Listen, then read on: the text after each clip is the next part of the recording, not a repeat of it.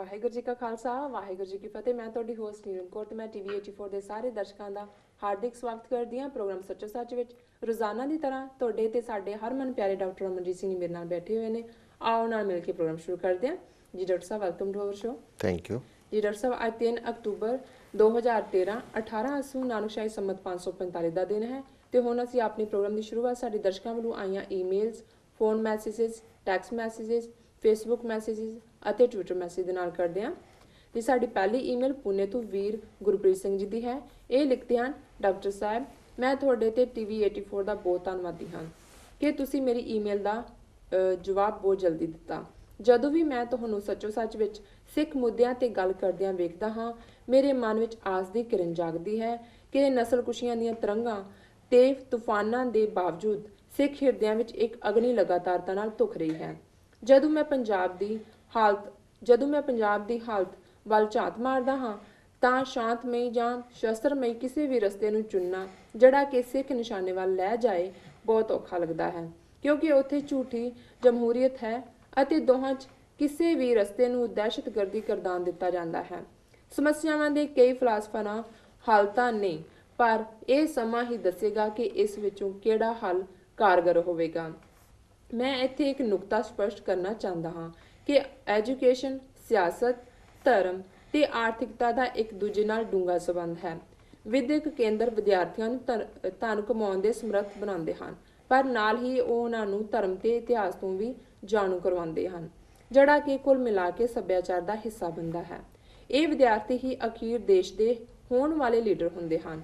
ਮੈਂ ਇਸ ਗੱਲ ਤੇ ਧਿਆਨ ਕੇਂਦਰਿਤ ਕਰਨਾ ਚਾਹੁੰਦਾ ਹਾਂ ਕਿ ਸਿੱਖੀ ਬਾਕੀ ਧਰਮਾਂ ਤੋਂ ਵੱਖਰੀ ਹੈ, ਕਿਉਂਕਿ ਇਹ ਮੀਰੀ ਪੀਰੀ ਦੇ ਸਿਧਾਂਤ ਤੇ ਖੜੀ ਹੈ। ਸਿੱਖ ਦੇ ਨਾਤੇ ਸਾਨੂੰ ਆਪਣੇ ਸਿਧਾਂਤ ਨਾਲ ਮਜ਼ਬੂਤੀ ਨਾਲ ਖਲੋਣਾ ਚਾਹੀਦਾ ਹੈ, ਨਾ ਕਿ ਇਸ ਨੂੰ ਹਲਕਿਆਂ ਕਰਨ ਦਾ ਯਤਨ ਕਰਨਾ ਚਾਹੀਦਾ ਹੈ। ਜਦੋਂ ਵੀ ਕੋਈ ਗੈਰ ਸਿੱਖ ਮੈਨੂੰ ਕਿਰਪਾਨ ਬਾਰੇ ਪੁੱਛਦਾ ਹੈ, ਮੇਰਾ ਜਵਾਬ ਹੁੰਦਾ ਹੈ, ਕਿਰਪਾਨ ਸਾਡਾ ਜਨਮਸਿੱਧ ਅਧਿਕਾਰ ਹੈ ਅਤੇ ਇਹ ਸਵੈ ਰੱਖਿਆ ਲਈ ਹੈ। ਇਸ ਧਰਤੀ ਤੇ ਹਰ ਵਿਅਕਤੀ ਨੂੰ ਆਪਣੀ ਜ਼ਿੰਦਗੀ ਤੇ ਸਵੈ ਮਾਨ ਦੀ ਰੱਖਿਆ ਕਰਨ ਦਾ ਹੱਕ ਹੈ। ਜਦੋਂ ਕਦੇ ਵੀ ਮੈਂ ਟੀਵੀ 84 ਬਾਰੇ ਸੋਚਦਾ ਹਾਂ, ਇਹ ਮੈਨੂੰ ਆਪਣਾ ਚੈਨਲ ਲੱਗਦਾ ਹੈ। ਇਸ ਲਈ ਕੁਝ ਵੀ ਕਰਕੇ ਮੈਨੂੰ ਬੜੀ ਖੁਸ਼ੀ ਮਹਿਸੂਸ ਹੁੰਦੀ ਹੈ। ਆਪਣੀ ਅਗਲੀ ਲਿਖਤ ਮੈਂ ਪੰਜਾਬੀ ਵਿੱਚ ਲਿਖਣ ਦੀ ਕੋਸ਼ਿਸ਼ ਕਰਾਂਗਾ ਤਾਂ ਕਿ ਤੁਹਾਨੂੰ ਅਨੁਵਾਦ ਕਰਨ ਦੀ ਖੇਚਲ ਨਾ ਕਰਨੀ ਪਵੇ। ਇਸ ਵਾਰ ਦੀ ਮੈਂ ਮਾਫੀ ਚਾਹੁੰਦਾ ਹਾਂ। ਖਾਲਸਾ ਸ਼ੈਲ ਰੂਲ ਸੂਨਰ ਔਰ ਲੇਟਰ। ਜੀ ਡਾਕਟਰ ਸਾਹਿਬ, ਸਭ ਤੋਂ ਪਹਿਲਾਂ ਤਾਂ ਵੀਰ ਗੁਰਪ੍ਰੀਤ ਸਿੰਘ ਜੀ ਦਾ ਧੰਨਵਾਦ। ਉਹਨਾਂ ਨੇ ਸਾਨੂੰ ਪੂਨੇ ਮਹਾਰਾਸ਼ਟਰ ਤੋਂ ਲਿਖਿਆ ਜੀ। ਔਰ ਜਿਵੇਂ ਮੈਂ ਅੱਗੇ ਵੀ ਕਿਹਾ ਸੀ, ਇਹ ਬੜੇ ਯੰਗ ਨੇ ਬੇਸ਼ੱਕ, ਲੇਕਿਨ ਬੜੇ ਸੋਚਵਾਨ ਔਰ ਇਹਨਾਂ ਦਾ ਮੁਤਾਲਿਆ ਜਿਹੜਾ ਹੈ ਉਹ ਬੜਾ ਗੈਰ ਗੰਭੀਰ ਹੁੰਦਾ ਜੀ। ਅੱਜ ਦੀ ਲਿਖਤ 'ਚ ਵੀ ਉਹਨਾਂ ਨੇ ਜਿਹੜਾ ਪਹਿਲਾਂ ਤਾਂ ਟੀਵੀ 84 ਦੀ ਸ਼ਲਾਘਾ ਕੀਤੀ, ਉਹਨਾਂ ਦਾ ਅਸੀਂ ਸ਼ੁਕਰੀਆ ਅਦਾ ਕਰਦੇ ਜੀ। ਔਰ ਉਹਨਾਂ ਨੇ ਬੜਾ ਸੋਹਣਾ ਫਰੇਜ਼ ਅੰਗਰੇਜ਼ੀ ਦੇ ਵਿੱਚ ਵੀ ਇਸਤੇਮਾਲ ਕੀਤਾ ਜੀ ਕਿ ਵੀ ਬੇਸ਼ੱਕ ਵੇਵਸ ਐਂਡ ਸਟਾਰਮਸ, ਤਰੰਗਾਂ ਤੇ ਤੂਫਾਨ, ਜੀ ਜੀ, ਨਸਲਕੁਸ਼ੀਆਂ ਦੇ, ਇਹ ਸਾਡੇ ਤੋਂ ਗੁਜ਼ਰ ਰਹੇ ਨੇ, ਅਸੀਂ ਉਹਨਾਂ ਨੂੰ ਫੇਸ ਕਰ ਰਹੇ ਹਾਂ, ਫਿਰ ਵੀ ਰੇ ਆਫ ਹੋਪ ਹੈ, ਆਸ ਦੀ ਕਿਰਨ ਹੈ। ਔਰ ਹਰ ਸਿੱਖ ਦੇ ਅੰਦਰ ਇਹ ਅੱਗ ਕਿਤੇ ਨਾ ਕਿਤੇ ਧੁਖ ਰਹੀ ਹੈ। ਸੋ ਮੈਂ ਸਮਝਦਾ ਵੀ ਇਹ ਇੱਕ ਬੜੀ ਫਿਲਸੋਫੀਕਲ ਗੱਲ ਵੀ ਹੈ ਔਰ ਹਿਸਟੋਰੀਕਲੀ ਵੀ ਟਰੂ ਗੱਲ ਹੈ।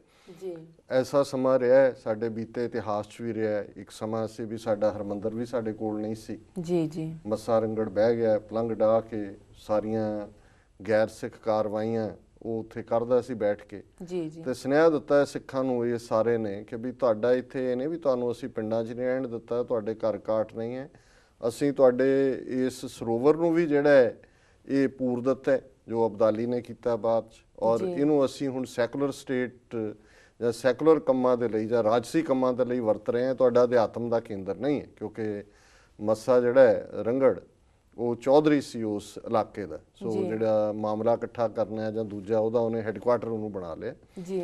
ਲੇਕਿਨ ਇਸ ਦਾ ਮਤਲਬ ਇਹ ਨਹੀਂ ਸੀ ਕਿ ਸਿੱਖਾਂ ਦੇ ਅੰਦਰ ਦਰਦ ਨਹੀਂ ਸੀ, ਪੀੜ ਨਹੀਂ ਸੀ। ਜਿਹੜੇ ਉੱਥੇ ਵੀ ਕੋਈ ਲੁਕੇ ਛਿਪੇ ਰਹਿ ਰਹੇ ਸੀ, ਉਹ ਅੱਗ ਧੁਖਦੀ ਸੀ। ਔਰ ਜੇ ਭਾਈ ਬਲਾਕਾ ਸਿੰਘ ਉਸ ਅੰਮ੍ਰਿਤਸਰ ਦੇ ਉਹ ਸਾਰੇ ਇਸ ਦੁਖਾਂਤ ਦਾ ਸੁਨੇਹਾ ਲੈ ਕੇ ਬੀਕਾਨੇਰ ਖਾਲਸੇ ਦੇ ਦਲਾਂ ਕੋਲ ਪਹੁੰਚੇ, ਖਾਲਸੇ ਦੇ ਜਥੇ ਕੋਲ ਪਹੁੰਚੇ, ਤੇ ਫਿਰ ਭਾਈ ਸੁੱਖਾ ਸਿੰਘ, ਭਾਈ ਮਤਾਬ ਸਿੰਘ ਨੇ ਆ ਕੇ ਇਹ ਦੱਸ ਦਿੱਤਾ ਕਿ ਧੁਖ ਦੀ ਅੱਗ ਜਿਹੜੀ ਹੈ ਇਹ ਕਿਸੇ ਵੇਲੇ ਵੀ ਭਾਂਬੜ ਬਣਨ ਦੀ ਤੌਫੀਕ ਰੱਖਦੀ ਹੈ ਜੀ। ਔਰ ਇਹਨਾਂ ਹੀ ਹਾਲਾਤਾਂ ਨੂੰ ਸਾਡੀ ਜਨਰੇਸ਼ਨ ਨੇ ਦੇਖਿਆ, ਯੰਗਰ ਜਨਰੇਸ਼ਨ ਲਈ ਤਾਂ ਉਹ ਇੱਕ ਇਤਿਹਾਸਕ ਗੱਲ ਹੈ, ਉਹ ਤਾਂ ਪੜ੍ਹਦੇ ਨੇ ਜੀ ਕਿ ਜਦੋਂ ਦਰਬਾਰ ਸਾਹਿਬ ਤੇ ਹਮਲਾ ਹੋਇਆ, ਪਹਿਲਾ ਹਫਤਾ ਜੂਨ ਦਾ, ਪੰਜਾਬ 'ਚ ਪੈਦਲ ਚੱਲਣ ਤੱਕ ਤੇ ਪਾਬੰਦੀ ਹੈ। ਪੰਜਾਬ ਦੇ 12,000 ਪਿੰਡਾਂ 'ਚ 2 ਲੱਖ ਫੌਜ ਸਕੈਟਰ ਹੋਈ ਹੈ।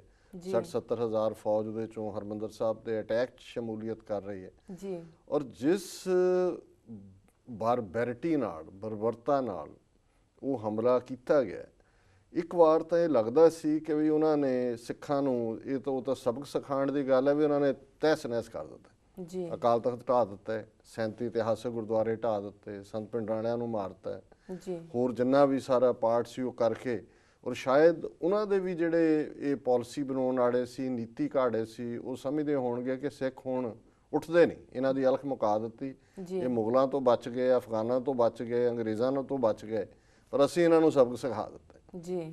ਪਰ ਜਿਸ ਦਿਨ ਸ਼ਹੀਦ ਬੇਅੰਤ ਸਿੰਘ, ਸ਼ਹੀਦ ਸਤਵੰਤ ਸਿੰਘ, ਭਾਈ ਕੇਰ ਸਿੰਘ ਨੇ ਇਸ ਸਾਰੇ ਕੁਕਰਮ ਲਈ ਜ਼ਿੰਮੇਵਾਰ ਇੰਦਰਾ ਗਾਂਧੀ ਨੂੰ ਸਜ਼ਾ ਯਾਫਤਾ ਕੀਤਾ ਜੀ।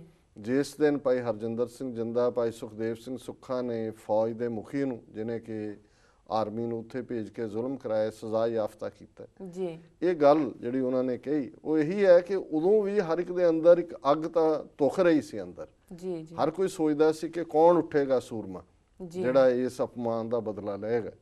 ਤੇ ਇਹਨਾਂ ਯੋਧਿਆਂ ਨੇ ਦੱਸ ਦਿੱਤਾ ਕਿ ਸਿੱਖ ਕੌਮ ਦੀ ਇਹ ਜਿਹੜੀ ਧੁਖ ਦੀ ਅੱਗ ਹੈ, ਇਹ ਕਦੇ ਵੀ ਭਾਂਬੜ ਬਣਨ ਦੀ ਤੌਫੀਕ ਰੱਖਦੀ ਜੀ। ਸੋ ਲਗਾਤਾਰਤਾ ਨਾਲ ਉਹਨਾਂ ਨੇ ਜਿਹੜੀਆਂ ਗੱਲਾਂ ਕਹੀਆਂ ਨੇ, ਉਹਨਾਂ ਦੇ ਵਿੱਚ ਉਹਨਾਂ ਨੇ ਇਹ ਗੱਲ ਕਹੀ ਕਿ ਵੀ ਅਸੀਂ ਜਿਹਦੇ ਨਾਲ ਅੱਜ ਭਾਰਤ ਵਿਚਲੇ ਸਿੱਖਾਂ ਦਾ ਵਾਸਤਾ, ਕਿਉਂਕਿ ਉਹਨਾਂ ਨੇ ਜਿਹੜੀ ਆਪਣੀ ਧੁਖ ਦੀ ਅੱਗ ਦੀ ਗੱਲ ਕੀਤੀ, ਬਾਹਰ ਤਾਂ ਅਸੀਂ ਗੱਲ ਖੁੱਲ੍ਹ ਕੇ ਕਰ ਲੈਂਦੇ ਜੀ, ਔਰ ਸਿੱਖ ਸਮਝਦੇ ਨੇ ਵੀ ਉੱਥੇ ਕੀ ਹੋ ਰਿਹਾ, ਪਰ ਇਹ ਉੱਥੋਂ ਦੇ ਸਿੱਖਾਂ ਦੀ ਜਿਹੜੀ ਹੈ ਉਹ ਜ਼ਿਆਦਾ ਦਾਸਤਾਨ ਹੈ ਕਿ ਉਹਨਾਂ ਦੇ ਲਈ ਉਸ ਸੋ ਕਾਲਡ ਜਮਹੂਰੀਅਤ ਦੇ ਵਿੱਚ, ਡੈਮੋਕ੍ਰੇਸੀ ਦੇ ਵਿੱਚ, ਉਹ ਕਹਿੰਦੇ ਨੇ ਵੀ ਰਸਤਾ ਕਿਰਪਾਨ ਦਾ ਹੋਏ ਜਾਂ ਰਸਤਾ ਸ਼ਾਂਤਮਈ ਦਾ ਹੋਏ। ਅਲਟੀਮੇਟਲੀ ਦੋਨਾਂ ਦੇ ਉੱਤੇ ਜਿਹੜਾ ਲੇਬਲ ਲੱਗਦਾ ਹੈ ਜਾਂ ਲੇਬਲ ਲੱਗਣਾ, ਉਹ ਦਹਿਸ਼ਤਗਰਦੀ ਦਾ ਲੱਗਣਾ। ਜੀ ਜੀ। ਔਰ ਉਹਨਾਂ ਨੇ ਕਿਹਾ ਵੀ ਇਸ ਸਾਰੇ ਦੇ ਵਿੱਚ ਇੱਕ ਕਿਸ ਰਸਤੇ ਨੂੰ ਚੁਣਿਆ ਜਾਏ ਇਹ ਮੈਟਰ ਨਹੀਂ ਕਰਦਾ, ਅਲਟੀਮੇਟਲੀ ਅਸੀਂ ਹਕੂਮਤ ਦੀਆਂ ਨਿਗਾਹਾਂ 'ਚ ਦਹਿਸ਼ਤਗਰਦ ਹੈ ਔਰ ਉਹਦੇ ਥੱਲੇ ਹੀ ਉਹਨਾਂ ਨੇ ਸਾਨੂੰ ਜਿਹੜਾ ਉਹ ਲੇਬਲ ਕਰਕੇ ਔਰ ਉਸ ਮੁਤਾਬਕ ਹੀ ਉਹਨਾਂ ਨੇ ਸਾਡਾ ਅੰਤ ਕਰਨਾ। ਔਰ ਜੇ ਅਸੀਂ ਪਿਛਲੇ 30 ਸਾਲ ਦਾ ਵਰਤਾਰਾ ਦੇਖੀਏ ਕਿ ਇੱਕ ਤਾਂ ਉਹ ਸਨ ਜਿਨ੍ਹਾਂ ਨੇ ਮਾਈਟ ਨੂੰ ਚੈਲੰਜ ਕੀਤਾ, ਸਟੇਟ ਦੇ ਨੂੰ, ਉਹ ਵੀ ਅਣਪਛਾਤੀਆਂ ਲਾਸ਼ਾਂ ਬਣੇ, ਤੇ ਜਿਸ ਤਰ੍ਹਾਂ ਜਸਵੰਤ ਸਿੰਘ ਖਾਲੜੇ ਵਰਗੇ ਕਿਸੇ ਮਨੁੱਖੀ ਹੱਕਾਂ ਦੇ ਕਾਰਕੁਨ ਨੇ ਉਹਨਾਂ ਅਣਪਛਾਤੀਆਂ ਲਾਸ਼ਾਂ ਦਾ ਹਿਸਾਬ ਕਿਤਾਬ ਕਰਨਾ ਚਾਹਿਆ ਜੀ, ਉਹਨਾਂ ਦੀ ਗਿਣਤੀ ਕਰਨੀ ਚਾਹੀ, ਉਹ ਵੀ ਅਣਪਛਾਤੀ ਲਾਸ਼ ਬਣੇ ਜੀ ਜੀ। ਜੇ ਸ਼ਾਂਤਮਈ ਤਰੀਕੇ ਦੇ ਨਾਲ ਗੱਲ ਕਰਨ ਦੇ ਲਈ ਜਿਹੜੀ ਲੀਡਰਸ਼ਿਪ ਉਦੋਂ ਵੀ ਜਾਂ ਅੱਜ ਵੀ, ਅੱਜ ਭਾਈ ਦਲਜੀਤ ਸਿੰਘ ਹੋਣ ਅਕਾਲੀ ਦਲ ਪੰਜ ਪ੍ਰਧਾਨੀ ਦੇ ਪੈਟਰਨ, ਭਾਈ ਕੁਲਵੀਰ ਸਿੰਘ ਬੜਾ ਪਿੰਡ ਹੋਣ, ਜਿਹੜੇ ਸ਼੍ਰੋਮਣੀ ਕਮੇਟੀ ਮੈਂਬਰ ਵੀ ਚੁਣੇ ਗਏ, ਹੁਣ 1 ਸਾਲ ਤੋਂ ਜ਼ਿਆਦਾ ਸਮਾਂ ਹੋ ਗਿਆ, ਝੂਠੇ ਕੇਸਾਂ 'ਚ ਫਸਾਇਆ ਹੋਇਆ, ਫੜਿਆ ਵੀ ਹੈ, ਟਾਰਚਰ ਵੀ ਕੀਤੇ। ਹੁਣ ਇਹੀ ਨੌਜਵਾਨ ਜਦੋਂ ਹਥਿਆਰਬੰਦ ਸੰਘਰਸ਼ ਦੇ ਰਸਤੇ ਤੇ ਸੀ, ਤੇ ਸਾਡੇ ਜਿਹੜੇ ਭਰਾ ਭੈਣਾਂ ਇੱਥੇ ਵੀ ਕਈ ਬੈਠੇ ਜਿਹੜੇ ਨੇ ਉਹ ਆਰਮਚੇਅਰ ਫਿਲਾਸਫਰ ਬਣੇ ਹੁੰਦੇ ਨੇ ਕਿ ਜੀ ਉੱਥੇ ਜਮਹੂਰੀਅਤ ਸ਼ਾਂਤਮਈ ਤਰੀਕੇ ਨਾਲ, ਦੇਖੋ ਜੀ ਟਿਊਨੀਸੀਆ 'ਚ ਇਹ ਹੋ ਗਿਆ, ਇਜਿਪਟ 'ਚ ਇਹ ਹੋ ਗਿਆ, ਫਲਾਂ ਥਾਂ ਤੇ ਇਹ ਹੋ ਗਿਆ, ਕਰਨਾ ਚਾਹੀਦਾ। ਔਰ ਮੇਰਾ ਅਕਸਰ ਇਹ ਸਵਾਲ ਹੁੰਦਾ ਹੈ ਕਿ ਇਹੋ ਜਿਹੀਆਂ ਤੁਹਾਡੀਆਂ ਸਿੱਖਿਆਵਾਂ ਜਿਹੜੀਆਂ ਨੇ ਤੁਸੀਂ ਆਪਣੇ ਕੋਲ ਹੀ ਰੱਖੋ, ਕਿਉਂਕਿ ਇਹਨਾਂ ਨੌਜਵਾਨਾਂ ਨੇ ਉਹ ਇੱਕ ਰਸਤਾ ਜਿਹੜਾ ਹੈ ਉਸ ਤੋਂ ਵੱਖਰਾ ਚੁਣਿਆ ਜਿਹੜਾ ਤੁਸੀਂ ਲੋਕ ਕਹਿੰਦੇ ਹੋ ਜੀ। ਹੁਣ ਜੇ ਭਾਈ ਦਲਜੀਤ ਸਿੰਘ ਨੇ ਸ਼ਾਂਤਮਈ ਤਰੀਕੇ ਦੇ ਨਾਲ ਗੱਲ, ਕਿੰਨੇ ਸਾਲ ਹੋ ਗਏ ਉਹਨਾਂ ਨੂੰ ਪਹਿਲਾਂ ਜੇਲ੍ਹ 'ਚ ਰੱਖਿਆ, ਜੇ ਆਏ ਫਿਰ ਝੂਠੇ ਕੇਸਾਂ 'ਚ ਫਸਾ ਲਿਆ ਜੀ। ਹੁਣ ਜੇ ਕੁਲਬੀਰ ਸਿੰਘ ਬੜਾ ਪਿੰਡ ਜਿਹੜੀ ਲੋਐਸਟ ਗੁਰਦੁਆਰਿਆਂ ਦੀ ਚੋਣ ਹੈ ਸ਼੍ਰੋਮਣੀ ਕਮੇਟੀ ਦੇ ਮੈਂਬਰ ਦੀ, ਉਹਦੇ 'ਚੋਂ ਜਿੱਤਦੇ ਨੇ ਤੇ ਹਕੂਮਤ ਨੂੰ ਲੱਗਾ ਵੀ ਇਹਨਾਂ ਦੀ ਵਿਚਾਰਧਾਰਾ ਤਾਂ ਨਹੀਂ ਬਦਲੀ ਹੈ, ਇਹ ਤਾਂ ਇੱਕ ਤਰੀਕਾ ਬਦਲਿਆ ਜੀ ਔਰ ਇਹ ਕੱਲ੍ਹ ਲੋਕਾਂ ਦੇ ਵਿੱਚ ਮਕਬੂਲ ਹੋਣਗੇ। ਉਹਨਾਂ ਦਾ ਘਰ ਦਾ ਵਿਹੜਾ ਪੁੱਟਿਆ, ਉਹਨਾਂ ਦੀ ਸਿੰਘਣੀ ਨੂੰ ਹਰਾਸ ਕੀਤਾ, ਝੂਠੇ ਹਥਿਆਰ ਪਾ ਕੇ ਰੱਖ ਲਿਆ। ਔਰ ਮੈਨੂੰ ਇੱਕ ਕਿਸੇ ਐਕਟਿਵਿਸਟ ਦੀ ਗੱਲ ਯਾਦ ਆਈ ਕਿ ਉਹਨੂੰ ਜੱਜ ਪੁੱਛਣ ਲੱਗਾ ਕਿ ਜੀ ਉਹਨੂੰ ਵੀ ਝੂਠੇ ਕੇਸਾਂ 'ਚ ਫਸਾਇਆ ਸੀ ਕਿ ਜੀ ਤੁਹਾਡੇ ਕੋਲੋਂ ਹਥਿਆਰ ਬਰਾਮਦ ਹੋਏ ਨੇ ਉਹਨੇ ਕਿਹਾ ਜੀ ਦੇਖੋ, ਜੇ ਕੱਲ੍ਹ ਨੂੰ ਆ ਜਿਹੜੇ ਖੜੇ ਨੇ ਲੈ ਕੇ, ਜਿਹੜੇ ਮੈਨੂੰ ਆਏ ਆ ਪੁਲਿਸ ਵਾਲੇ ਹੱਥਕੜੀਆਂ 'ਚ, ਇਹ ਮੇਰੇ ਘਰ ਦੇ ਵਿਹੜੇ 'ਚ ਟੈਂਕ ਖੜਾ ਕਰ ਦੇਣ ਜੀ ਜੀ ਤੇ ਕਹਿਣ ਜੀ ਵੀ ਟੈਂਕ ਤੇਰੇ ਘਰੋਂ ਬਰਾਮਦ ਹੋਇਆ ਹੈ ਤੇ ਮੈਂ ਹੁਣ ਦੱਸੋ ਕੀ ਕਰ ਸਕਦਾ ਜੀ। ਜੀ ਹੁਣ ਇਹੋ ਜਿਹਾ ਹੀ ਕਹਿੰਦਾ ਇਹਨਾਂ ਨੇ ਆਹ ਬਰਾਮਦਗੀ ਕੀਤੀ ਹੈ। ਜੀ ਸੋ ਉਹਨਾਂ ਨੇ ਬਿਲਕੁਲ ਠੀਕ ਕਿਹਾ ਹੈ ਕਿ ਕੋਈ ਰਸਤਾ ਨਹੀਂ ਹੈ ਸਾਡੇ ਕੋਲ, ਸਾਨੂੰ ਕਿਸੇ ਪਾਸੇ ਇਹਨਾਂ ਨੇ ਕੋਈ ਥਾਂ ਨਹੀਂ ਛੱਡੀ ਹੋਈ। ਜੀ ਫਿਰ ਕਿਉਂਕਿ ਉਹਨਾਂ ਦੀ ਲਾਸਟ ਈਮੇਲ ਦੇ ਵਿੱਚ ਉਹਨਾਂ ਨੇ ਐਜੂਕੇਸ਼ਨ ਦੇ ਉੱਤੇ ਕਾਫੀ ਐਮਫਸਾਈਜ਼ ਕੀਤਾ ਸੀ, ਜੀ ਵਿਦਿਅਕ ਤੌਰ ਦੇ ਉੱਤੇ। ਮੇਰਾ ਖਿਆਲ ਹੈ ਵੀ ਉਹਦੇ ਤੇ ਉਹਨਾਂ ਨੇ ਜਦੋਂ ਰੀਥਿੰਕ ਕੀਤਾ ਹੈ ਤੇ ਉਹਨਾਂ ਨੇ ਇਹ ਕਿਹਾ ਹੈ ਕਿ ਵੀ ਇਹ ਜਿਹੜੇ ਚਾਰੋਂ ਹੀ ਸ਼ੋਬੇ ਨੇ, ਉਹ ਐਜੂਕੇਸ਼ਨ ਹੋਏ, ਜੀ ਉਹ ਤੁਹਾਡਾ ਫੇਥ ਹੋਏ, ਧਾਰਮਿਕ ਪਾਰਟ ਹੋਏ, ਉਹ ਤੁਹਾਡਾ ਆਰਥਿਕ ਪਾਰਟ ਹੋਏ, ਔਰ ਉਹ ਤੁਹਾਡਾ ਸਿਆਸੀ ਪਾਰਟ ਹੋਏ। ਜੀ ਜੀ ਇਹ ਚਾਰ ਮੇਜਰ, ਇਹ ਸਾਰੇ ਹੀ ਇੰਟਰਲਿੰਕਡ ਨੇ, ਇੱਕ ਦੂਜੇ ਨਾਲ ਜੁੜੇ ਹੋਏ ਨੇ ਤੇ ਇਹਨਾਂ ਦਾ ਆਧਾਰ ਫਿਰ ਜਾ ਕੇ ਐਜੂਕੇਸ਼ਨ ਹੋਏਗਾ। ਹੁਣ ਜਿਹੜੇ ਤੁਸੀਂ ਕਹਿੰਦੇ ਹੋ ਜੀ ਬੱਚਿਆਂ ਨੂੰ ਅਸੀਂ ਬੈਸਟ ਐਜੂਕੇਸ਼ਨ ਦੇਣੀ ਹੈ, ਜੀ ਹੁਣ ਉਹਦੇ 'ਚ ਈਵਨ ਮੈਂ ਜਿਹੜੀਆਂ ਸਾਡੀਆਂ ਆਪਣੀਆਂ ਸਿੱਖ ਅਕੈਡਮੀਜ਼ ਜਿਹੜਾ ਬੜਾ ਅੱਛਾ ਕੰਮ ਕਰ ਰਹੀਆਂ ਨੇ, ਜੀ ਇੰਗਲਿਸ਼ ਪੜ੍ਹਾਉਂਦੇ ਨੇ, ਸਕੂਲ ਵੀ ਖੋਲ੍ਹੇ ਹੋਏ ਨੇ, ਯੂਨੀਵਰਸਿਟੀ ਵੀ ਬਣਾ ਰਹੇ ਨੇ, ਪਰ ਜੇ ਤੁਸੀਂ ਕੁੱਲ ਮਿਲਾ ਕੇ ਦੇਖੋ ਕਿ ਕੀ ਉਹਦੇ 'ਚੋਂ ਉਸ ਕਿਸਮ ਦਾ ਪ੍ਰੋਡਕਟ ਜਿਹੜਾ ਕਿ ਫਾਈਨ ਸਿੱਖੀ ਜਿਹਨੂੰ ਡਿਫਾਈਨ ਕੀਤਾ, ਜਿਹਨੂੰ ਉਹਨਾਂ ਨੇ ਬੜੀ ਖੂਬਸੂਰਤੀ ਦੇ ਨਾਲ ਕਿਹਾ ਹੈ ਕਿ ਸਾਡਾ ਕਨਸੈਪਟ ਮੀਰੀ ਪੀਰੀ ਦਾ ਹੈ। ਜੀ ਜੀ ਔਰ ਇਹਨੂੰ ਕਿਸੇ, ਔਰ ਇਹ ਬਾਕੀ ਧਰਮਾਂ ਨਾਲੋਂ ਵੱਖਰਾ ਹੈ, ਇਹਨੂੰ ਕਿਸੇ ਕੀਮਤ ਤੇ ਵੀ ਡਾਇਲੂਟ ਨਹੀਂ ਹੋਣ ਦੇਣਾ ਚਾਹੀਦਾ। ਪਰ ਮੈਂ ਜਦੋਂ ਹੁਣ ਉਹ ਪ੍ਰੋਡਕਟ ਜਿਹੜਾ ਸਿੱਖ ਸਕੂਲਾਂ ਚੋਂ ਨਿਕਲਦਾ, ਮੈਂ ਨਾਂ ਨਹੀਂ ਲਵਾਂਗਾ ਨਹੀਂ ਤਾਂ ਫਿਰ ਸਿੰਗਲ ਆਊਟ ਹੋਏਗਾ, ਤੇ ਆਲਰੇਡੀ ਸਾਡੇ ਬਹੁਤ ਸਾਰੇ ਪ੍ਰੇਮੀ ਬਣ ਗਏ ਨੇ ਜਿਉਂ ਜਿਹਦੇ ਬਾਰੇ ਵੀ ਅਸੀਂ ਗੱਲ ਕਰਦੇ ਹਾਂ ਉਹਨੂੰ ਉਹੀ ਡਿਸਲਾਈਕ ਵੱਲ ਤੁਰ ਪੈਂਦਾ ਜੀ ਜੀ ਕਿ ਹੁਣ ਉਹਨਾਂ ਨੂੰ ਦੇਖੋ ਜਿਹੜੇ ਉਹਨਾਂ ਦੀ ਆਊਟਪੁੱਟ ਨੇ, ਜਿਹੜੇ ਸਟੂਡੈਂਟ ਬਾਹਰ ਨਿਕਲਦੇ ਨੇ, ਕੀ ਉਹਨਾਂ ਦੀ ਟ੍ਰੇਨਿੰਗ ਮੀਰੀ ਪੀਰੀ ਦੀ ਹੈ? ਜੀ ਧਾਰਮਿਕ ਹੋਏਗਾ, 3 ਵਜੇ ਉੱਠਦੇ ਨੇ, ਨਿਤਨੇਮ ਵੀ ਕਰਨਗੇ, ਢਾਡੀ ਵਾਰਾਂ ਵੀ ਬੀਤੇ ਦੇ ਇਤਿਹਾਸ ਦੀਆਂ ਗਾਉਣਗੇ, ਲੇਕਿਨ ਜਿੰਨਿਆਂ ਨੂੰ ਮੈਨੂੰ ਮਿਲਣ ਦਾ ਮੌਕਾ ਮਿਲਿਆ, ਕਰੰਟ ਵੀ ਜਾਂ ਜਿਹੜੇ ਪਹਿਲਾਂ ਨਿਕਲ ਕੇ ਆਏ ਨੇ, ਉਹ ਬਿਲਕੁਲ ਮੇਰੀ ਕਨਸੈਪਟ ਹੀ ਬਾਹਰ ਹੈ। ਜੀ ਕਿਉਂਕਿ ਐਜੂਕੇਸ਼ਨ ਸਿਸਟਮ ਵੀ ਅਲਟੀਮੇਟਲੀ ਜਿਨ੍ਹਾਂ ਨੇ ਲੀਡਰ ਬਣਨਾ ਹੈ ਭਵਿੱਖ ਦੇ, ਟ੍ਰੇਨਿੰਗ ਤਾਂ ਉਹਨਾਂ ਦੀ ਹੈ ਵੀ ਤੁਸੀਂ ਉਹਨਾਂ ਨੂੰ ਇੰਟਰੋਡਿਊਸ ਕੀ ਕਰਵਾ ਰਹੇ ਹੋ। ਜੀ ਜੇ ਇੰਟਰੋਡਿਊਸ ਮਹਾਰਾਣਾ ਪ੍ਰਤਾਪ, ਸ਼ਿਵਾਜੀ, ਲక్ష్ਮੀ ਬਾਈ ਔਰ ਝਾਂਸੀ ਰਾਣੀ, ਇਹ ਜਿਹੜੀਆਂ ਨੇ ਇਹ ਇੰਟਰੋਡਿਊਸ ਕਰਨੀਆਂ, ਕੋਈ ਮਨੀ ਆਫ ਗੋਡੈਸ ਹੈ, ਕਿਸੇ ਨੂੰ ਬਰੇਵਰੀ ਦੀ ਬਣਾ ਦਿਓ, ਤੇ ਉਹਨਾਂ ਦੇ ਫਿਰ ਉਹੀ ਨੇ, ਉਹਨਾਂ ਦੇ ਲਈ ਤਾਂ ਕੋਈ ਮਾਇਨੇ ਨਹੀਂ। ਤੁਸੀਂ ਪੜ੍ਹਾ ਵੀ ਦਿਓ ਇਤਿਹਾਸ ਦੀਆਂ 2 ਕਿਤਾਬਾਂ, ਉਹਦੇ ਨਾਲ ਕੀ ਫਰਕ ਪੈਗਾ? ਸੋ ਉਹਨਾਂ ਨੇ ਇਸ ਗੱਲ ਨੂੰ ਬੜੀ ਬੋਲਡਲੀ ਕਿਹਾ ਕਿ ਵੀ ਸਾਨੂੰ ਮੀਰੀ ਪੀਰੀ ਦਾ ਸਿਧਾਂਤ ਜਦੋਂ ਡਾਇਲੂਟ ਹੁੰਦਾ ਹੈ, ਔਰ ਇਹ ਜਿਹੜੇ ਸਾਰੇ ਮਨਜੀਤ ਸਿੰਘ ਜੀ ਕੇ ਜਾਂ ਹੁਣ ਜਿਹੜੇ ਉੱਥੇ ਹੋਰ ਲਿਖਤਾਂ ਲਿਖਣ ਲੱਗੇ ਹੋਏ ਨੇ, ਇਹਨਾਂ ਦੀ ਮੀਰੀ ਮਾਰ ਦਿੱਤੀ ਆ ਉਹਨਾਂ ਨੇ। ਇਹ ਤਾਂ ਉਸ ਦੇ ਪੀਰੀ ਵੀ ਉਹਨਾਂ ਦੇ ਲਈ ਉਹ ਇਬਾਦਤ ਤੇ ਉਹ ਪੈਸੇ ਇਕੱਠੇ ਕਰਨ ਦਾ ਥਾਂ ਹੈ। ਮੱਥਾ ਟੇਕੋ, ਸ਼ਿਵਜੀ ਦੇ ਮੰਦਿਰ 'ਚ ਟੇਕ ਦਿਓ, ਉਹ ਅਜਮੇਰ ਸ਼ਰੀਫ ਦੀ ਦਰਗਾਹ ਤੇ ਟੇਕ ਦਿਓ, ਉਹ ਕਿਸੇ ਹੋਰ ਥਾਂ ਤੇ ਜਾ ਕੇ ਟੇਕ ਦਿਓ। ਉਹਨਾਂ ਨੇ ਉਹ ਇੱਕ ਬੁੱਤ ਬਣਾ ਦਿੱਤਾ ਸਾਰੀ ਚੀਜ਼ ਨੂੰ, ਬੁੱਤ ਪ੍ਰਸਤੀ ਵਾਲਾ ਪਾਰਟ ਹੈ। ਸਿਆਸੀ ਵੋਟਾਂ ਮੰਗ ਲਓ ਜਾ ਕੇ, ਸਾਰਿਆਂ ਨੂੰ ਨਾਲ ਰੱਖੋ, ਜੋ ਬਾਦਲ ਕਰ ਰਿਹਾ, ਟਿੱਕਾ ਵੀ ਲਾ ਲਓ, ਮੁਕਟ ਵੀ ਲਾ ਲਓ, ਔਰ ਇਹ ਕਹੋ ਜੀ ਅਸੀਂ ਬਹੁਤ ਸੈਕੂਲਰ ਹੈ।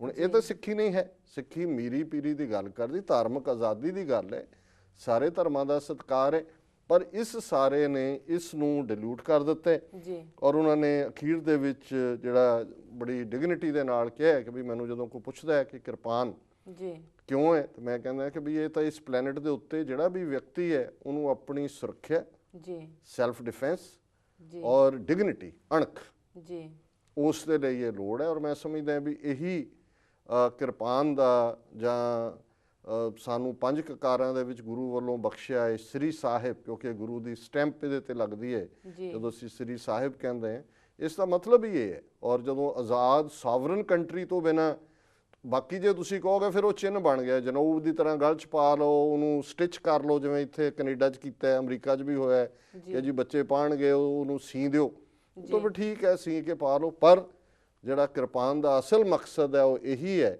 ਦੇਗੋ ਤੇਗੋ ਫਤਿਹੋ ਨੁਸਰਤ ਬੇਦਰੰਗ ਯਾਫਤ ਅਜ਼ ਨਾਨਕ ਗੁਰੂ ਗੋਬਿੰਦ ਸਿੰਘ। ਇਹ ਸਾਡੇ ਸਿੱਕੇ ਦੇ ਉੱਤੇ ਜਿਹੜੀ ਹੈ ਉਕਰੀ ਹੋਈ ਰਾਇਲ ਸਟੈਂਪ ਦੇ ਉੱਤੇ ਬਾਬਾ ਬੰਦਾ ਸਿੰਘ ਬਹਾਦਰ ਸਰਕਾਰੇ ਖਾਲਸਾ ਵੇਲੇ ਇਹੀ ਸ਼ਬਦ ਸੀ, ਦੇਗ ਤੇਗ ਫਤਿਹ ਤੇ ਅਟੁੱਟ ਬਖਸ਼ਿਸ਼ਾਂ, ਇਹ ਸਾਨੂੰ ਗੁਰੂ ਨਾਨਕ ਗੁਰੂ ਗੋਬਿੰਦ ਸਿੰਘ ਸਾਹਿਬ ਨੇ ਬਖਸ਼ੀਆਂ। ਔਰ ਇਸ ਦੇ ਨਾਲ ਇਹ ਗੱਲ ਬੜੀ ਕਲੀਅਰ ਹੈ ਕਿ ਇਹ ਜਿਹੜੀ ਸੱਚ ਦੀ ਤੇਗ ਹੈ, ਹਾਂਜੀ, ਔਰ ਜਿਹੜੀ ਸਾਡੇ ਸਿੱਕੇ ਦੇ ਉੱਤੇ ਇਹ ਸ਼ਬਦ ਸੀ ਕਿ ਸਿੱਕਾ ਜ਼ਦ ਬਰ ਹਰ ਦੋ ਆਲਮ, ਤੇਗ ਨਾਨਕ ਸਾਹਿਬ ਅਸਤ, ਫਤਿਹ ਗੋਬਿੰਦ ਸਿੰਘ ਸ਼ਾਹੇ ਸ਼ਾਹਾਂ, ਫਜ਼ਲ ਸੱਚਾ ਸਾਹਿਬ ਅਸਤ, ਕਿ ਇਹ ਤੇਗ ਗੁਰੂ ਨਾਨਕ ਦੀ ਹੈ। ਸੱਚ ਦਾ ਕੋਟ ਵੀ, ਕਿਲਾ ਵੀ ਹਿਰਦੇ ਤੇ ਸੱਚ ਕੋਟ ਸੈਤਾਨੀ ਨੀਮ ਦੇ। ਤੇ ਇਹ ਮੀਰੀ ਪੀਰੀ ਦੀ ਆਜ਼ਾਦੀ, ਮੀਰੀ ਪੀਰੀ ਦੀ ਗੱਲ ਆਜ਼ਾਦ ਬਾਦਸ਼ਾਹਤ ਤੋਂ ਬਿਨਾਂ, ਆਜ਼ਾਦ ਮੁਲਕ ਖਾਲਿਸਤਾਨ ਦੀ ਕਾਇਮੀ ਤੋਂ ਬਿਨਾਂ ਉੱਥੇ ਸੰਭਵ ਨਹੀਂ ਹੋਏਗੀ। ਅਦਰਵਾਈਜ਼ ਇਹ ਚਿੰਨ੍ਹ ਬਣ ਕੇ ਹੀ ਰਹਿ ਜਾਣਗੇ, ਜਿਵੇਂ ਉੱਥੇ 3 ਫੁੱਟੀਆਂ ਕਿਰਪਾਨਾਂ ਜਿਨ੍ਹਾਂ ਨੇ ਹੱਥ 'ਚ ਫੜੀਆਂ ਨੇ ਉਹਨਾਂ ਦੇ ਲਈ ਵੀ ਉਹ ਚਿੰਨ੍ਹ ਹੀ ਹੈ, ਕਿਉਂਕਿ ਇਸ ਤੋਂ ਬਾਅਦ ਉਹਨਾਂ ਦੀ ਉੱਥੇ ਕੋਈ ਹੈਸੀਅਤ ਨਹੀਂ ਜੀ। ਡਾਕਟਰ ਸਾਹਿਬ ਔਰ ਬਹੁਤ ਬਹੁਤ ਧੰਨਵਾਦ ਇਹਨਾਂ ਦਾ ਜੀ। ਡਾਕਟਰ ਸਾਹਿਬ ਹੁਣ ਵੇਲਾ ਹੋ ਗਿਆ ਬ੍ਰੇਕ ਦਾ। ਵੀਅਰਸ ਈਮੇਲ ਦਾ ਸਿਲਸਿਲਾ ਇਸ ਤਰ੍ਹਾਂ ਚੱਲਦਾ ਰਹੇਗਾ। ਮਿਲਦੇ ਹਾਂ ਬ੍ਰੇਕ ਤੋਂ ਬਾਅਦ।